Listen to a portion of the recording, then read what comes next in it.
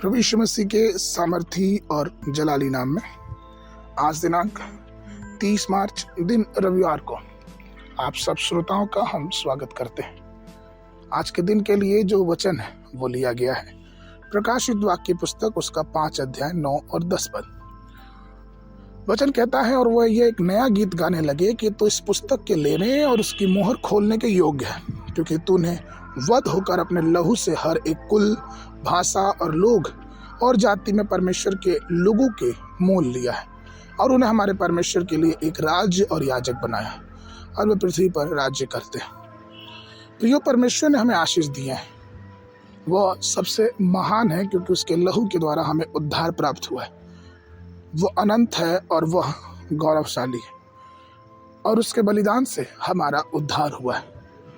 हम जब परमेश्वर के पास जाते हैं, उस कलवरी के पास जाते हैं, तो उसके अनमोल लहू की बूंदों को और उसके परिवर्तन के कार्य को अपने जीवन में महसूस कर सकते हैं। हम ये जानते हैं कि मसीह के लहू के द्वारा हमें सामर्थ्य है।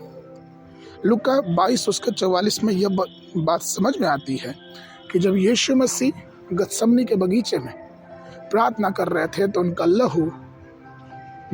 उनका पसीना लहू की बूंदें बन के टपक रही थी। और वो प्रार्थना इसलिए थी कि वो उस पीड़ा से परेशान, उस तकलीफ से परेशान थे, लेकिन फिर भी वो उस अभिशाप को अपने जीवन में लेने के लिए तैयार थे, क्योंकि उनका लहू ही मानव जाति का उद्धार दिलाता है। आप इस बात को ध्यान रखें कि यशायाह उसके 49 के 16 में वचन क्या कहता है। देख, मैंने तेरे चित्र हथेलियों पर खोद कर बनाया है, तेरी सरपनाह सदैव मेरी दृष्टि के सामने बनी रहती है। उनके पैरों से बहता हुआ लहू यह बताता है कि उन्होंने शैतान के सिर अर्थात अजगर के सिर को कुचला है। और लूका उसके 10 का 19 में इस बात का उन्होंने अधिकार भी दिया है कि देखो, मैं तुम्हें सांपों और बिच्छुओं को रौंदने का और शत्रु की सारी शक्तियों पर अधिकार दिया है और किसी वस्तु से तुझे हानि न होगी।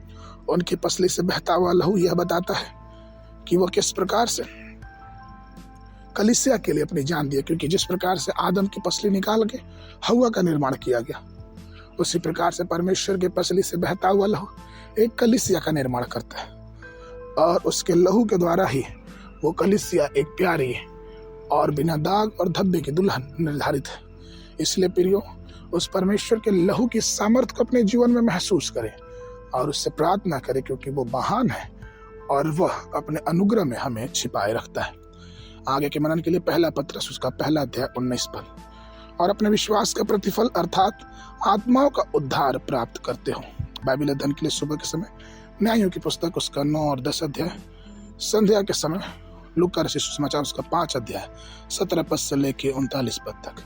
परमेश्वर आप सबको आशीष देवे।